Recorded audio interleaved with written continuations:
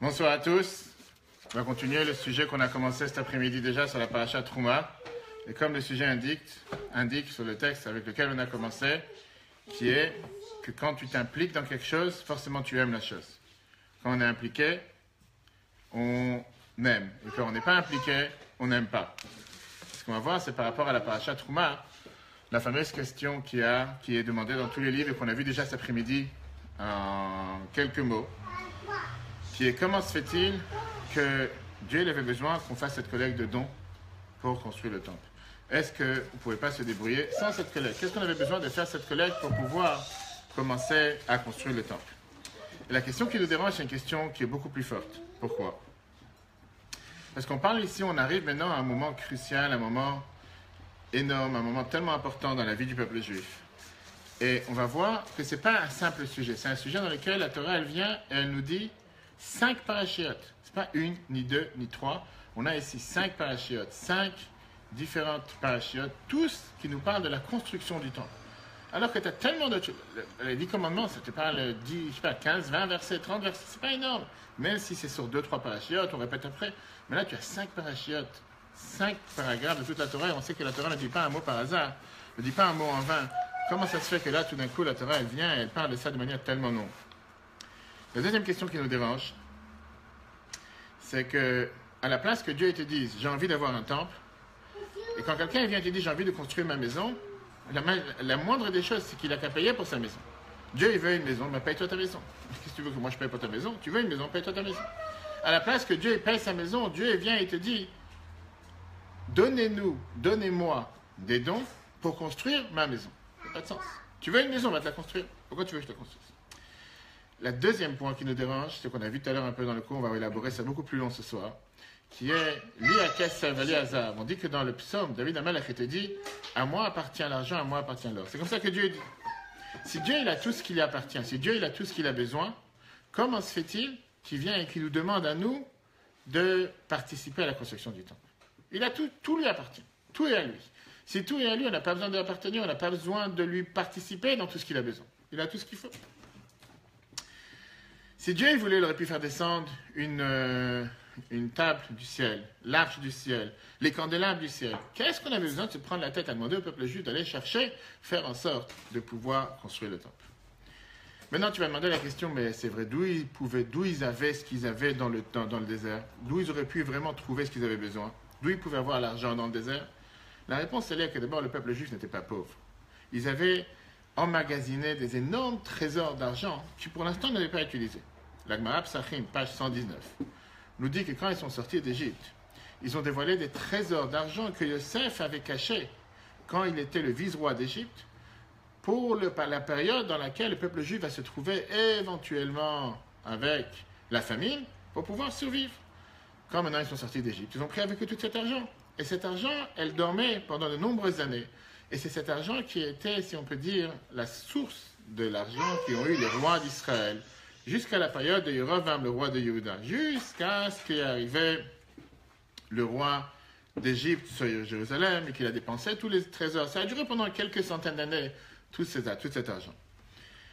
C'est sûr que cet argent aurait pu suffire comme base fondamentale pour pouvoir construire le temple. Pourquoi Dieu il avait besoin de nous demander à nous de construire ce temple? Numéro 1. La question elle est beaucoup plus importante que ça. Et ça, c'est ce qui nous dérange et ce qui nous passionne et ce qu'on va voir tout de suite. 3 fois par jour dans la tefila, on n'arrête pas de te dire la fameuse bénédiction Yehi Ratzon, Sheibane, Bet Hamikdash, Bimera, Biyamin. Qu'est-ce que ça veut dire? On demande à Dieu de nous construire le temple. Et on demande à Dieu que le temple sera reconstruit très prochainement. Alors moi, je te demande la question suivante. Qui construira le temple? Si tu fais un parallèle entre ce qui s'est passé à l'époque et ce qui se passera aujourd'hui, ma chère, il arrive, on construit le temple. Ça veut dire que tu es en train de te dire, ah, Dieu veut qu'on construise le 3e temple, mais c'est à nous de le faire. À nous de construire le 3e temple. J'ai pas d'argent pour ça. Quand tu sais combien d'or et combien d'argent a été mélangé dans la construction, dans la confection du temple, ça veut dire que tous les jours tu es en train de prier que Dieu fasse qu'on va reconstruire le temple, mais sous-entendu, à condition qu'on va être à contribution et que chacun de nous devra participer pour construire ce temple. Ça n'a pas de sens. Et ça même, c'est un débat qui est longuement rapporté dans les commentateurs. Dans un moment, on va voir tout de suite. Est-ce que ça sera un temple qui va descendre du ciel ou bien un temple que nous, on devra construire? Très bien. Il y a beaucoup d'avis. Nous, on va prendre l'avis qui nous intéresse, l'avis du Ravi. que l'essentiel du temple, il est déjà prêt. Il est déjà prêt dans le ciel. Nous, on devra participer avec quelques détails du temple. Mais l'essentiel est déjà construit dans le temple.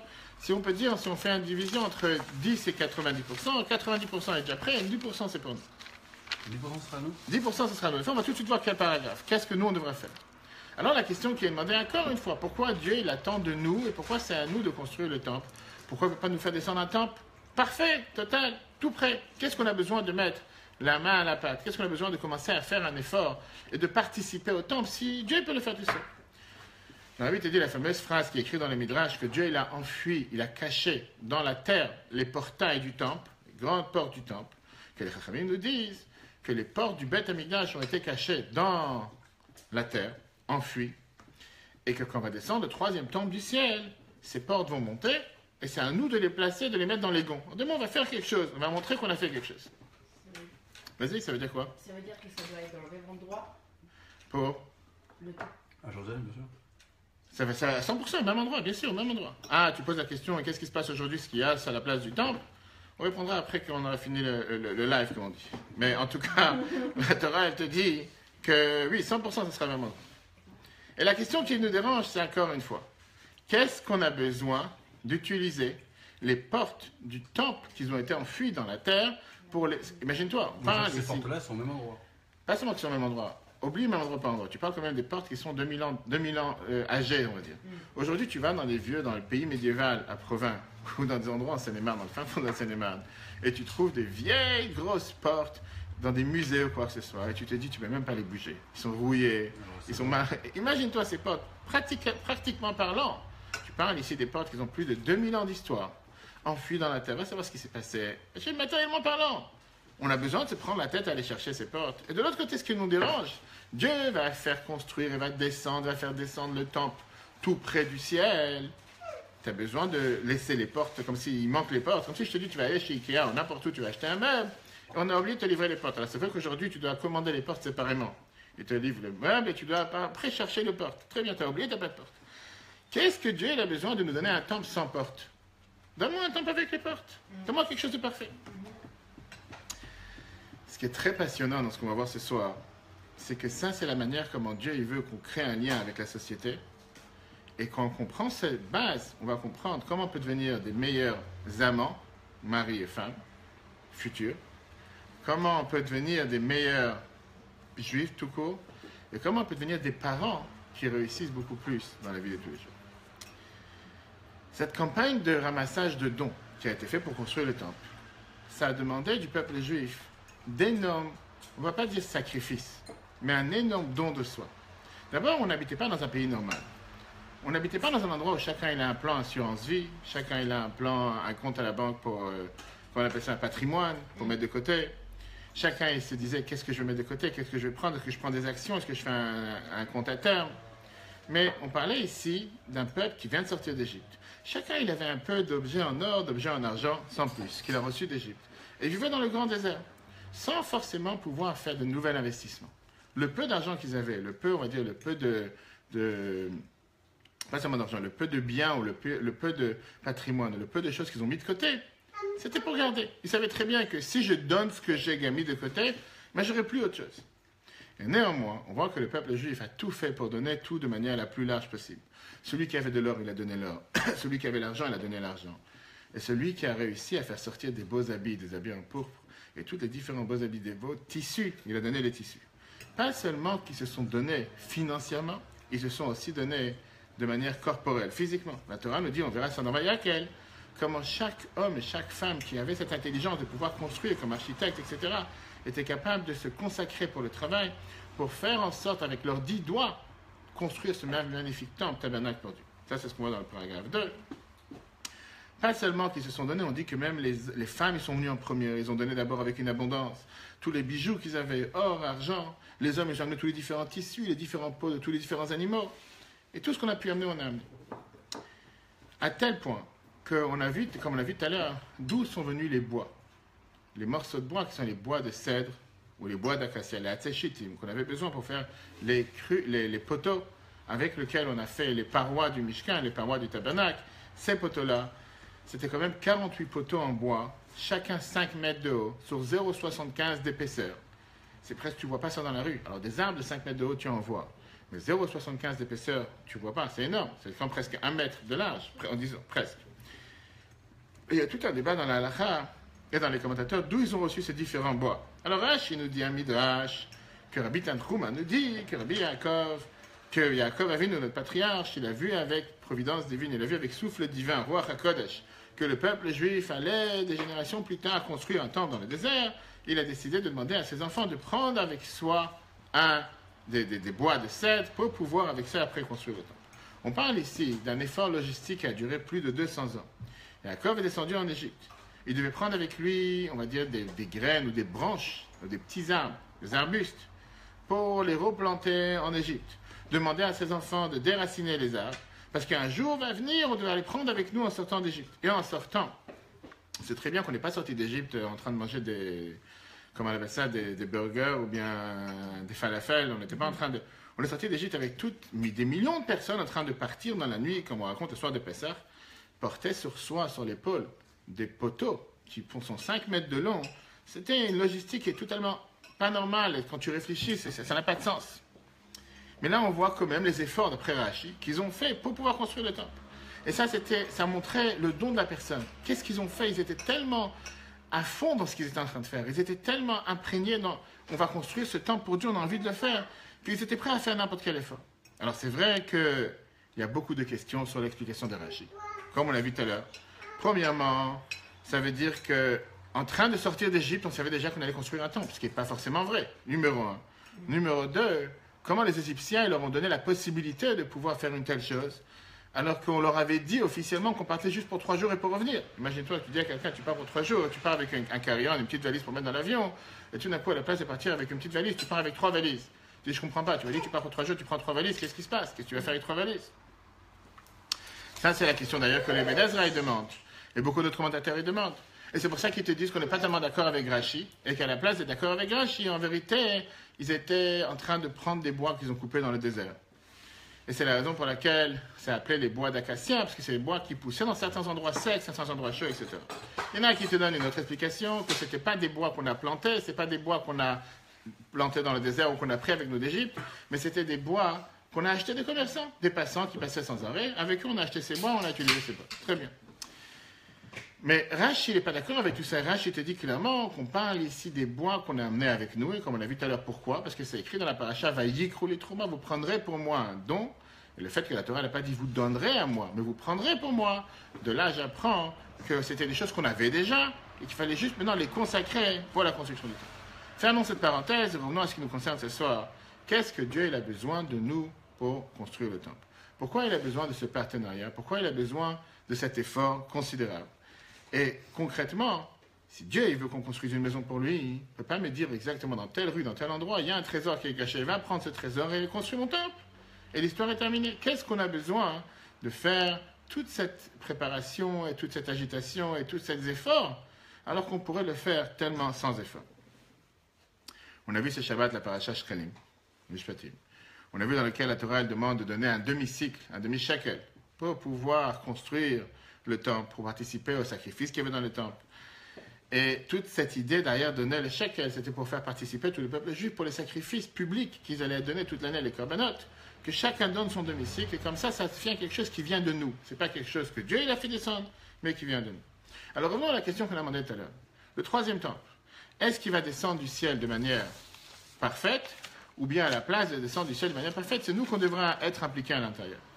Un avis qui vient et qui dit que le temple va descendre du ciel et il va atterrir sur terre, sur le mont du temple, totalement parfait.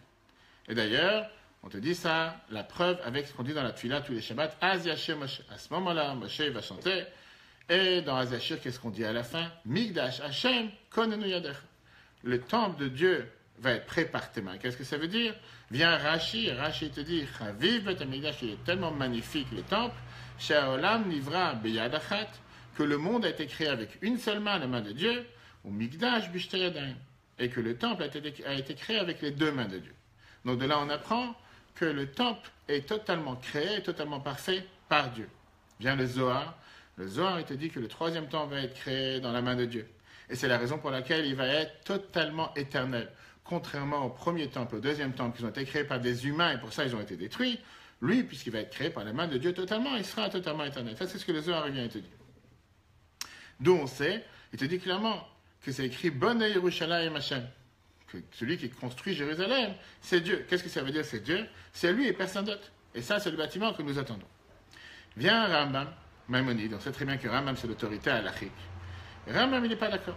Rambam, dans les lois de Mlachim, les lois de roi, dans lesquelles il parle des lois de ce qui se passe avec la construction du temple, il vient et te dit que Melech HaMashiach, c'est le roi Mashiach, que lui a-t-il la mode de l'Arzir, Malchut Ben David, qui va faire revenir la royauté du roi David, ou Boné Amigdash, et c'est lui qui va construire le temple. Rambam vient et te dit que c'est pas Dieu qui va le faire, c'est pas quelque chose qui va tomber du ciel de manière totalement autonome et prêt, mais c'est nous qu'on devra, c'est Mashiach qui va construire le temple. Et la preuve, il a dit ça, on apprend ça de toutes les différentes Mishnayot qu'on a dans le traité Tamid, dans le traité Midot, qui viennent et qui nous donnent tous les détails de comment construire le temple.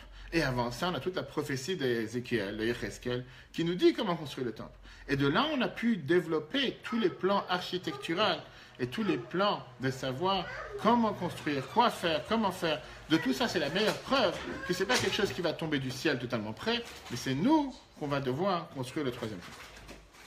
Alors, comment tu fais? D'un côté, tu as un avis qui te dit que c'est Dieu qui va le faire descendre tout près. De l'autre côté, tu as un Maïmonide qui vient et qui te dit que c'est nous qu'on va le faire. Alors, c'est qui a la vérité, même si on sait que dans la halakha, on a toujours le droit d'avoir différents avis. Vient le rabbi te dit que les deux, ils ont raison. Que c'est les deux, ils ont raison. Que le projet du temple, c'est un projet qui sera mélangé des deux à la fois. Et de Dieu et des hommes.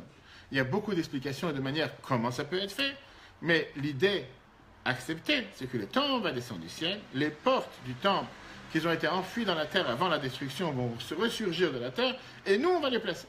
Et comme ça, on a fait, si on peut dire, on a fait notre part. Très bien. La question que nous a demandé, comme on revient à ce qu'on a dit tout à l'heure, qu'est-ce que j'ai besoin de ce détail? Alors, regarde, c'est comme si je te dis, il y a un architecte qui vient de construire toute ta maison, il lui manque à placer la porte. Toi, tu te dis, tu sais quoi, à la place que toi, tu termines le travail, je vais demander à un deuxième architecte qui lui a donné les portes. C'est-à-dire, demander à un, il a fait 95% du travail, qu'il finisse. C'est quoi l'idée derrière de dire, non, toi, tu commences, et l'autre, il va terminer? De quoi ça sert? Très belle histoire avec un jeune paresseux. Comme certains adolescents d'aujourd'hui, pas tous, sans vexer ces adolescents qui nous regardent, qui faisaient rien de sa vie, s'ennuyaient. Tous les jeunes s'ennuyaient. Il dormait jusqu'à 2h d'après-midi, et après, il s'amusait avec ses amis sur le banc, en bas de la maison. Et à chaque fois qu'il avait besoin d'argent ou se baladait avec ses copains, il allait voir son père. Il disait, papa, j'ai besoin d'argent. Son père lui donnait de l'argent. Pourquoi pas? Un jour, son père, il en avait marre. Et il s'est dit que jeudi prochain, quand il va venir demander de l'argent avec ses copains, il va rien recevoir. Il est arrivé le temps qu'il travaille, c'est-à-dire tout recevoir comme ça, sans aucun effort, sans quoi que ce soit. Quand il est venu le voir, le lendemain, le prochain jeudi, il a demandé à son père, je voudrais de l'argent. Son père, il lui a dit, non, pas un centime. Pourquoi? Va travailler, tu veux de l'argent, va faire quelque chose. Nous, il est parti pleurer chez sa mère. Lui, il a fait en sorte que tu as un père et une mère. En général, tu as la bonne entente dans un couple. Il va voir sa mère. Et il a dit, je voudrais un peu sortir avec mes copains. Le malheureux, le pauvre, il n'est jamais sorti. Tu sais, la maison est toujours en train de souffrir. La mère, elle a pissé sur lui. Elle lui donne 200 shekels. Le père, il voit ça. Il a pris ses nerfs. Il a déchiré les billets.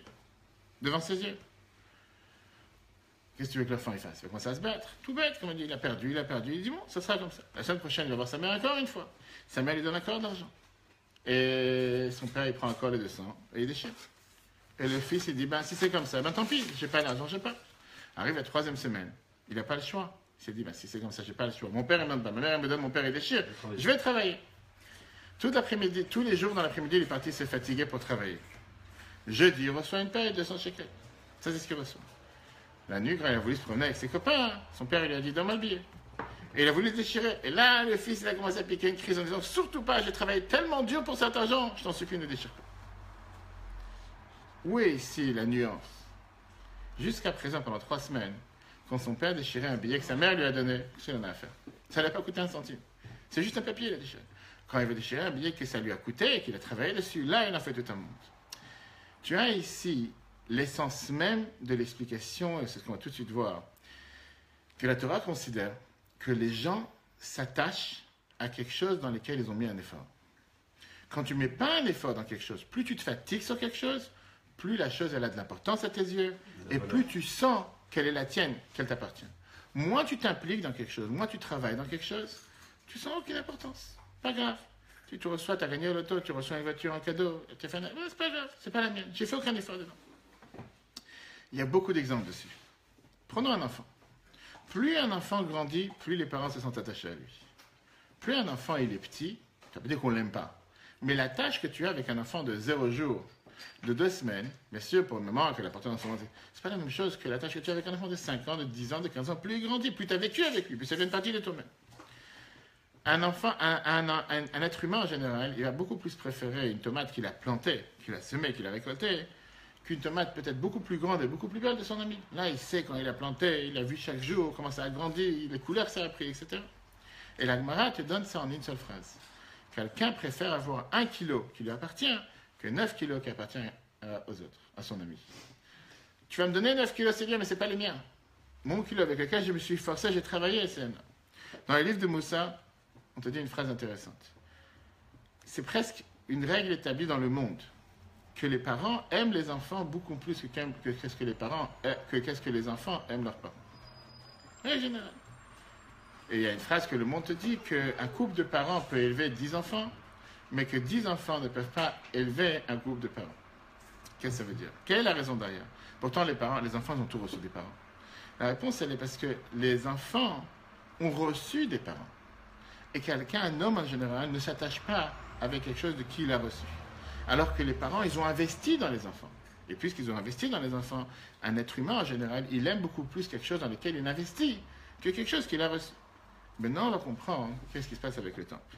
Quel était le but de la construction du temple? Qu'est-ce que Dieu il a cherché avec la construction du temple?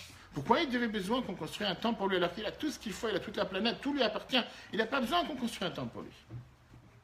La réponse, comme dit le Al-Sheikh, commentateur du Chumash, que Dieu il a dit faites-moi un temple que je réside à l'intérieur de vous, pas de lui, de vous. Qu'est-ce que ça veut dire? Le Al-Sheikh t'a dit c'est pas été écrit à l'intérieur de lui, mais à l'intérieur de vous.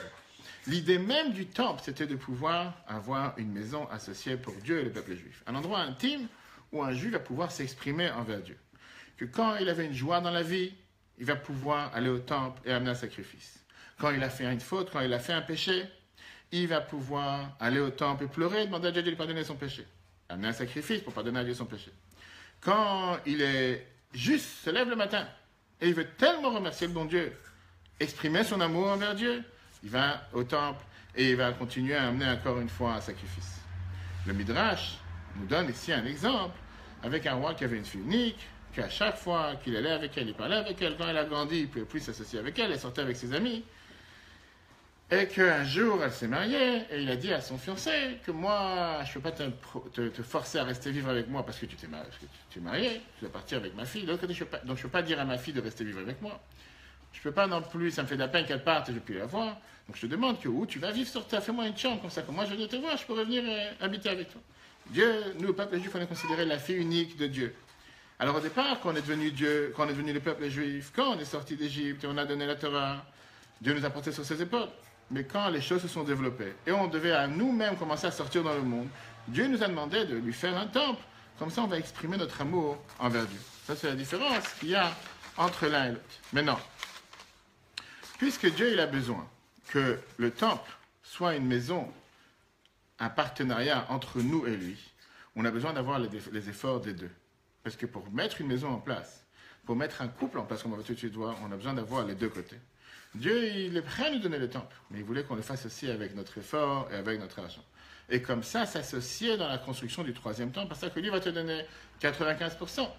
Et nous, de faire le reste. La fameuse phrase que les Chachamim nous disent par rapport à la tchouva, que Dieu, il attend que des fois, on ouvre le trou comme le trou d'un aiguille, et lui, il est prêt à nous ouvrir comme les portes d'un palais.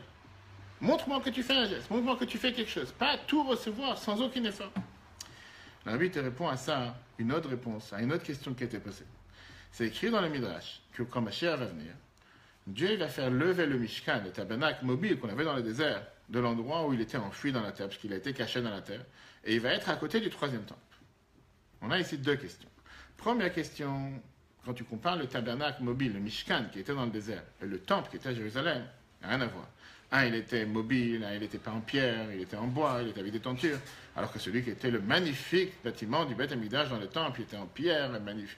On dit que tout celui qui n'a pas vu un tel bâtiment si beau, il n'a jamais vu un bâtiment tellement beau sur terre. Pourquoi tu as besoin d'avoir les deux?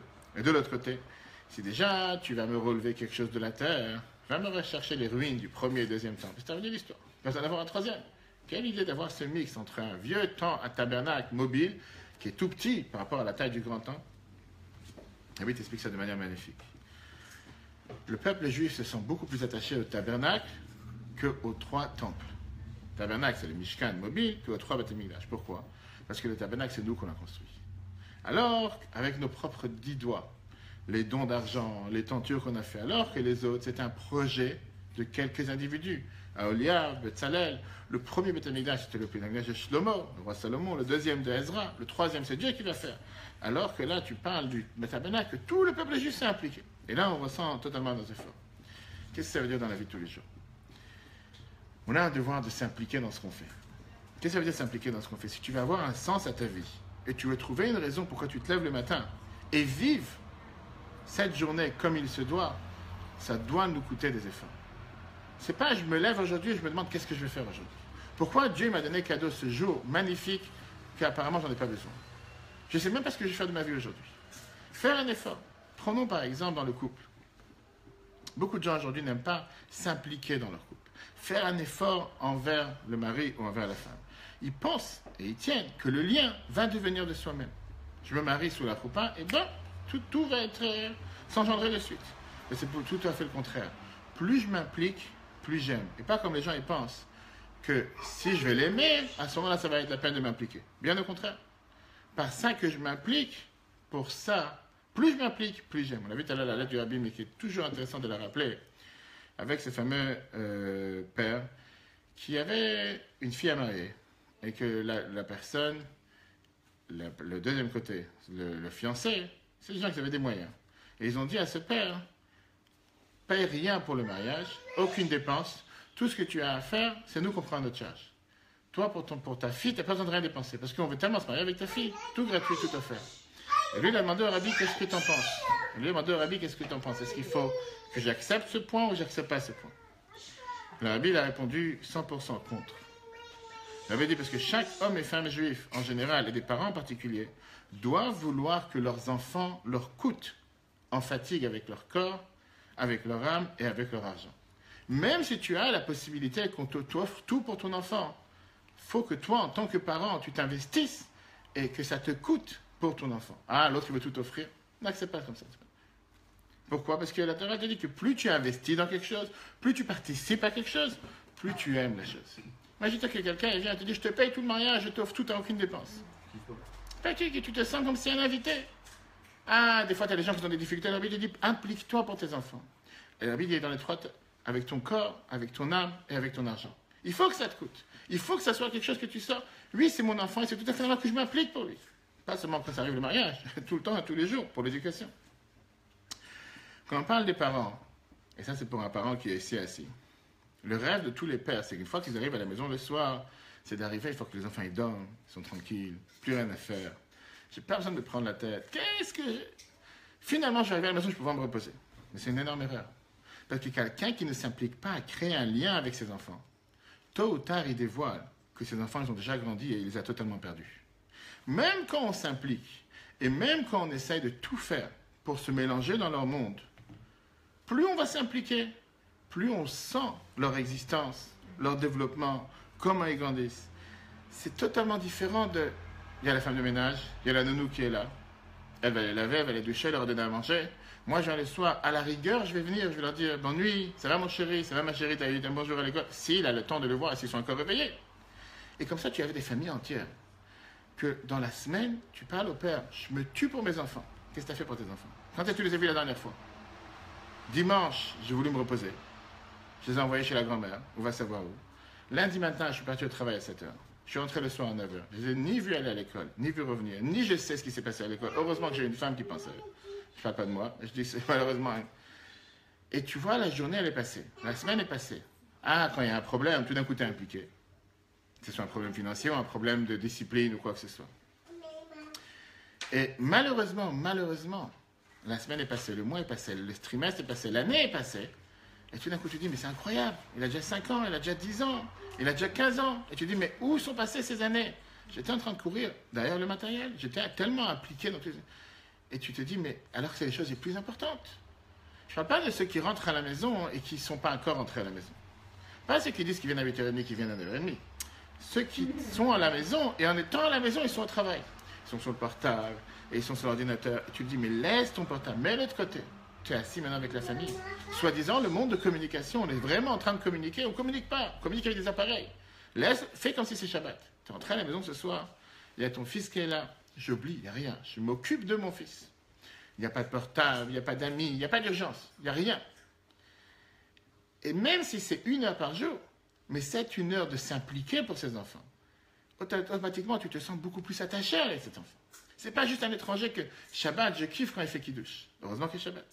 Et toute la semaine, tu te dis, qu'est-ce qui me prend la tête? Heureusement que je ne suis pas avec lui. Qui me laisse vivre. Et ça, c'est quand tu parles par rapport aux enfants. La même chose par rapport à un couple. Combien de fois on se sent attaché avec sa femme ou avec son mari à distance? Tu vas envoyer 100 000 textos dans la journée, 20 WhatsApp, tout ce que tu veux. Mais combien de temps réellement on passe ensemble? Pas juste qu'on va dormir, le soir on dit bonne nuit, le matin on dit comment t'as bien dormi hier soir, et on a la journée à l'avance. Mais réellement passer un moment, le rabbi conseillait tellement que pour le shalom bayit, la paix dans le couple, d'avoir une étude ensemble. C'est pas interdit qu'un mari et sa femme ils apprennent ensemble. Ou avoir un cours de Torah dans la maison. Passer un moment où autre chose que le travail, autre chose que la société, autre chose qui les ennuie. Pas juste la routine. Elle est là à la cuisine, elle fait le travail, et le reste, on vit pas ensemble, on vit sous le même toit. Ou des fois, tu as des gens qui vont se dire qu'ils vivent ensemble, qu'on va en vacances ensemble, mais heureusement, j'ai pris la femme de ménage avec moi qui me laisse tranquille. Alors encore une fois, chaque fois que tu as une opportunité de t'attacher avec ton enfant, chaque fois que tu as une opportunité de t'attacher avec ta femme, tu repousses. Mais après arrive un moment que même si tu veux t'attacher, il n'y a plus besoin. Parce que j'ai cherché tellement à m'attacher ailleurs que j'ai plus besoin de m'attacher avec toi.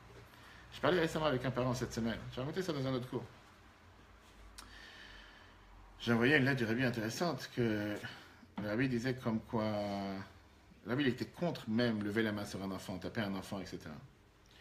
Et le rabbi il a rencontré un enfant dans la rue et il lui a dit qu'est-ce qui se passe, pourquoi tu es dans la rue? Il dit parce que... Il dit est-ce que tu es content de l'école? J'ai oublié dans les détails. Il a dit non parce que le prof il m'a frappé. Et le rabbi qui demande à l'enfant, c'est vraiment une communication, une conversation simple. Quelle école tu apprends? Il a dit telle école, telle école. Il a dit je veux parler avec ton prof. Et le rabbi ne pouvait pas supporter une chose pareille. Qu'est-ce que ça veut dire tu lèves la main sur un enfant?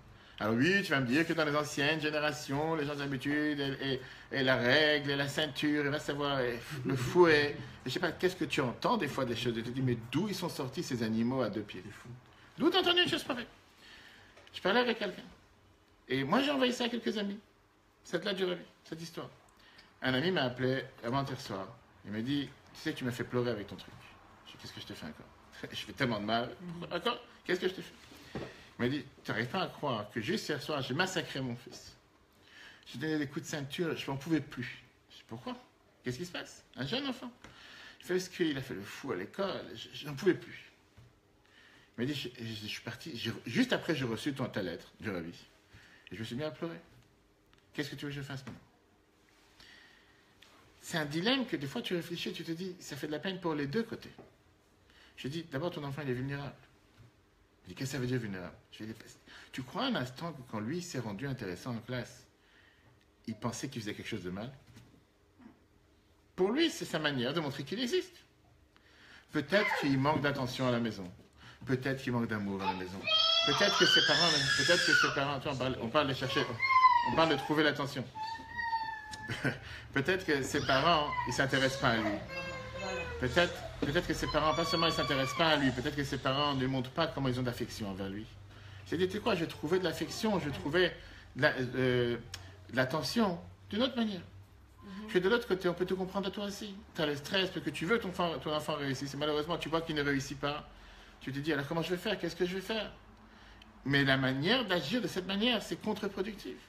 Parce que tu te crées un ennemi au lieu de te créer un ami. Lui, il ne comprend pas le message que tu as voulu passer. Toi, tu as voulu faire passer un message comme quoi, au moins je lui fais comprendre qu'il a fait quelque chose de mal. Mais cette manière-là, il n'a pas compris. Revenons à la suite, quand on va aujourd'hui dans la société. Quand tu parles de la société, tu as beaucoup de gens qui se disent, quel lien j'ai avec la communauté dans laquelle je vis? Parce que je prie là-bas, je vais à la synagogue, J'arrive 1 minute avant le début de la prière, je disparais 1 minute après la fin de la prière. Peut-être je reste pour le kiddush, peut-être je reste pour manger, je sais pas, le repas de Shabbat ou quoi que ce soit. Mais la Torah te dit que justement à la synagogue, c'est là que tu dois te sentir à l'aise. C'est ta maison. Malheureusement, il y a des endroits, les gens ne se sentent pas à l'aise. Je dis pas le contraire, tu ne te sens pas à l'aise dans un endroit, tu dois aller dans un autre endroit. Parce que c'est là-bas que tu exprimes ton âme. Et donc automatiquement, c'est pour ça que la Torah elle attend de nous de s'impliquer, pas seulement de s'impliquer de s'impliquer pas seulement dans la maison, dans la synagogue, pas seulement de s'impliquer dans la vie, de s'impliquer dans la communauté. Et de là vient l'idée pourquoi partager, pourquoi donner, pourquoi contribuer. Parce que la Torah veut que ce soit un ensemble. La fameuse question qu'on a demandé à Rabbi Akiva. Le fameux empereur grec, il a dit c'est Dieu, il est tellement droit et juste, pourquoi il a créé des pauvres sur terre? Dieu étant donné que lui doit être pauvre, alors pourquoi tu dois l'aider? Il doit être pauvre, il doit être pauvre. Rabbi Akiva il a dit que Dieu il a voulu que Dieu voulait qu'il y ait ce système équitable sur terre, de faire en sorte qu'il y ait ce mix, ce mélange entre les personnes. Imagine-toi que Dieu il aurait donné à chacun tout ce qu'il a besoin, il n'y aurait pas eu une communication l'un avec l'autre. Chacun il aurait été dans son coin, chacun il aurait été dans son endroit, et il y aurait chacun dans son monde. C'est ce que tu vois aujourd'hui en Seine-et-Marne, avec des gens qui rentrent avec leur voiture dans le garage, dans le pavillon, et ils ne connaissent même pas le voisin qui habite juste à côté. Parce que si jamais ça leur arrive, c'est pas comme dans un appartement que tu sors d'un étage, tu vois ceux qui sont dans les paliers, ils rentrent en voiture dans le pavillon, dans le garage, ils connaissent ni la couleur du voisin, ni comment il a l'air. Et automatiquement, il n'y a aucun mélange, il n'y a aucun partage, il n'y a pas de vie sociétale. Et ça, c'est ce que la Torah, elle attend de nous. La Torah, elle attend de nous. De quoi faire? De se mélanger, de partager. Avec ça, on a compris cette merveilleuse idée, pourquoi Dieu, il attendait de nous, pas seulement de construire le temple, mais de lui donner des dons, alors qu'il n'en a pas besoin d'autres dons. Il avait tout en abondance, mais c'est qu'on se sente impliqué dans la chose.